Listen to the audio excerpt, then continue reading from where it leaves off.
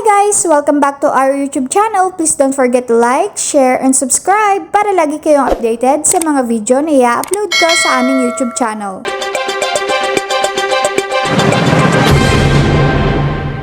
Marami pa rin po mga seniors ang nagtatanong kung kinakailangan pa nilang dalhin ang medicine booklet kung bumibili ng gamot sa mga butika. Sa pagbili po ninyo ng gamot, hindi na ninyo kinakailangan dalhin ang inyong medicine booklet. Yan po ay ayon sa Food and Drug Administration at Department of Health Circular number 2025-005. Subalit kung bibili kayo ng mga bigas, groceries, cooking gas, kailangan dalhin ang inyong purchase booklet. Yan po naman ay ayon sa Joint Administrative Order number 24-02 ng Department of Trade and Industry, Department of Agriculture, and Department of Energy. So, uulitin po natin.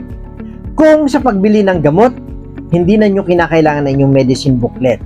Sa pagbili ng basic goods tulad ng bigas, asukal, kape at iba pa, kailangan po ninyo ng purchase booklet.